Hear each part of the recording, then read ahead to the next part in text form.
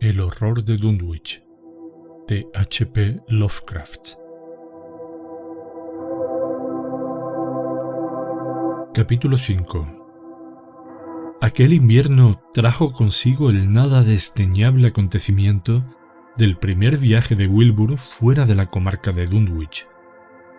Pese a la correspondencia que venía manteniendo con la biblioteca de Widener de Harvard, la Biblioteca Nacional de París, el Museo Británico, la Universidad de Buenos Aires y la Biblioteca de la Universidad de Miskatonic en Arkham, todos sus intentos por hacerse con un libro que precisaba desesperadamente habían resultado fallidos, en vista de lo cual, a la postre, acabó por desplazarse en persona, andrajoso, mugriento, con la barba sin cuidar y aquel nada pulido dialecto que hablaba, a consultar el ejemplar que se conservaba en Miskatonic, la biblioteca más próxima a Dunwich.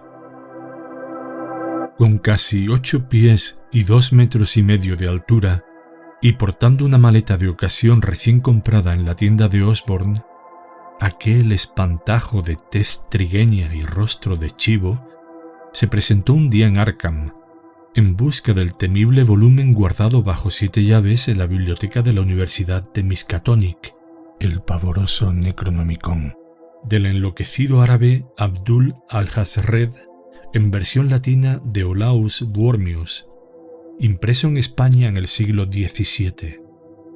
Jamás hasta entonces había visto Wilbur una ciudad, pero su único interés al llegar a Arkham se redujo a encontrar el camino que llevaba al recinto universitario.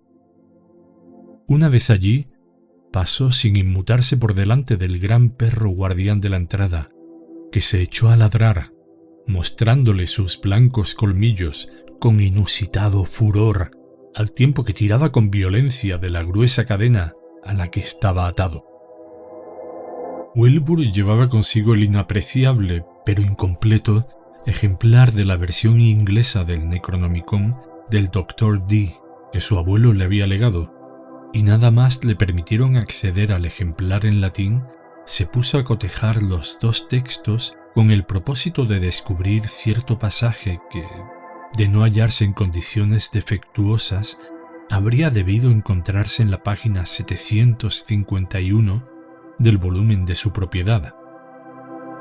Por más que intentó refrenarse, no pudo dejar de decírselo con buenos modales al bibliotecario, Henry Armitage, hombre de gran erudición y licenciado en Miskatonic, doctor por la Universidad de Princeton y por la Universidad de Johns Hopkins, que en cierta ocasión había acudido a visitarle a la granja de Dunwich y que ahora, en buen tono, le acribillaba a preguntas. Wilbur acabó por decirle que buscaba una especie de conjuro o fórmula mágica que contuviese el espantoso nombre de Yog-Sothoth, pero las discrepancias, repeticiones y ambigüedades existentes complicaban la tarea de su localización, sumiéndole en un mar de dudas. Mientras copiaba la fórmula por la que finalmente se decidió, el doctor Armitage miró involuntariamente por encima del hombro de Wilbur a las páginas por las que estaba abierto el libro. La que se veía a la izquierda en la versión latina del Necronomicon contenía toda una retahíla de estremecedoras amenazas contra la paz y el bienestar del mundo. Tampoco debe pensarse, rezaba el texto que Armitage fue traduciendo mentalmente, que el hombre es el más antiguo o el último de los dueños de la tierra, ni que semejante combinación de cuerpo y alma se pasea sola por el universo. Los ancianos eran, los ancianos son y los ancianos serán, no en los espacios que conocemos, sino entre ellos.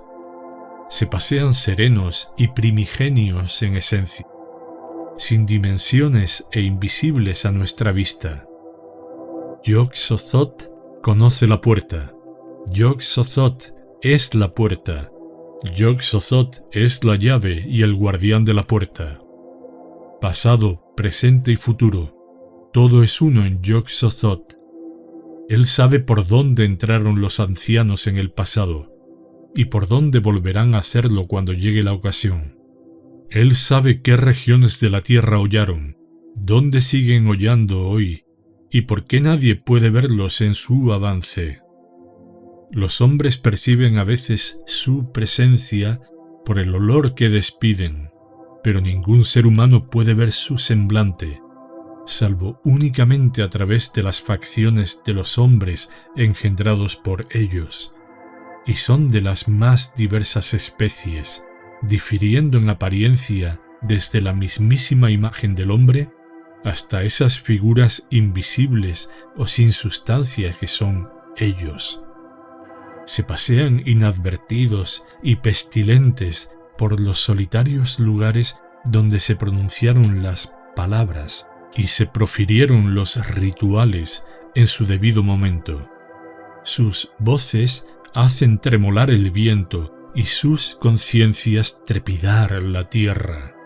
Doblegan bosques enteros y aplastan ciudades, pero jamás bosque o ciudad alguna ha visto la mano destructora. Kadaz los ha conocido en los páramos helados, pero ¿quién conoce a Kadaz? En el glacial desierto del sur y en las sumergidas islas del océano se levantan piedras en las que se ve grabado su sello, pero ¿quién ha visto la helada ciudad hundida o la torre secularmente cerrada y recubierta de algas y moluscos? El gran Cthulhu es su primo, pero solo difusamente puede reconocerlos. Ya, Shub-Niggurath. Por su insano olor los conoceréis. Su mano os aprieta las gargantas, pero ni aun así los veis. Y su morada es una misma con el umbral que guardáis. Yog-Sothoth es la llave que abre la puerta, por donde las esferas se encuentran. El hombre rige ahora donde antes regían ellos, pero pronto regirán ellos donde ahora rige el hombre. Tras el verano el invierno, y tras el invierno el verano. Aguardan pacientes y confiados, pues saben que volverán a reinar sobre la tierra. Al asociar el Dr. Armitage lo que leía con lo que había oído hablar de Dunwich y de sus misteriosas apariciones y de la lúgubre y horrible aureola que rodeaba a Wilbur Whateley y que iba desde un nacimiento en circunstancias más que extrañas hasta una fundada sospecha de matricidio, sintió como si le sacudiera una oleada de temor tan tangible como pudiera serlo cualquier corriente de aire frío y pegajoso emanada de una tumba. Parecía como si el gigante de cara de chivo, enfrascado en la lectura de aquel libro, hubiese sido engendrado en otro planeta o dimensión, como si sólo parcialmente fuese humano y procediese de los tenebrosos abismos de una esencia y una entidad que se extendía, cual titánico fantasma, allende las esferas de la fuerza y la materia, del espacio y el tiempo. De pronto, Wilbur levantó la cabeza y se puso a hablar con una voz extraña y resonante que hacía pensar en unos órganos vocales distintos a los del común de los mortales. Mr. Armitage, dijo, me temo que voy a tener que llevarme el libro a casa. En él se habla de cosas que tengo que experimentar bajo ciertas condiciones que no reúno aquí. Y sería una verdadera tropelía no dejármelo sacar alegando cualquier absurda norma burocrática. Se lo ruego, señor, déjeme llevármelo a casa y le juro que nadie advertirá su falta, ni que decirle tengo que lo trataré con el mejor cuidado. Lo necesito para poner mi versión de Dee en la forma en que... Se interrumpió al ver la resuelta expresión negativa dibujada en la cara del bibliotecario, y al punto sus facciones de chivo adquirieron un aire de astucia. Armitage, cuando estaba ya a punto de decirle que podía sacar copia de cuanto precisara, Pensó de repente en las consecuencias que podrían originarse de semejante contravención y se echó atrás. Era una responsabilidad demasiado grande entregar a aquella monstruosa criatura la llave de acceso a tan tenebrosas esferas de lo exterior. Whately, al ver el cariz que tomaban las cosas, trató de poner la mejor cara posible. Bueno, ¿qué le vamos a hacer si se pone así? A ver si en Harvard no son tan picajosos y hay más suerte.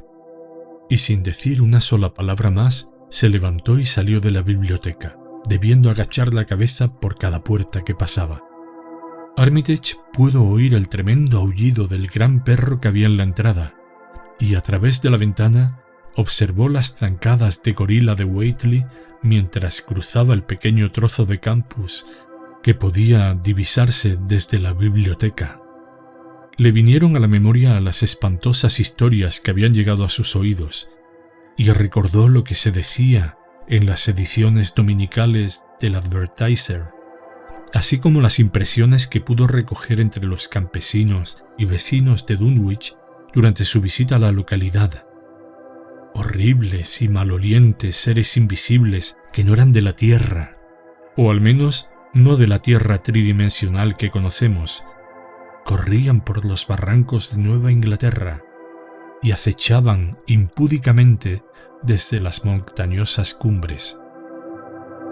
Hacía tiempo que estaba convencido de ello, pero ahora creía experimentar la inminente y terrible presencia del horror extraterrestre y vislumbrar un prodigioso avance en los tenebrosos dominios de tan antigua y hasta entonces aletargada pesadilla. Estremecido y con una honda sensación de repugnancia, encerró el Necronomicon en su sitio, pero un atroz e inidentificable hedor seguía impregnando aún toda la estancia. «Por su insano olor los conoceréis», citó. Sí, no cabía duda, aquel fétido olor era el mismo que hacía menos de 3 años le provocó náuseas en la granja de Whately. Pensó en Wilbur, en sus siniestras facciones de chivo, y soltó una irónica risotada ¡ja!, al recordar los rumores que corrían por el pueblo sobre su paternidad. «Incestuoso vástago», Armitage murmuró casi en voz alta para sus adentros.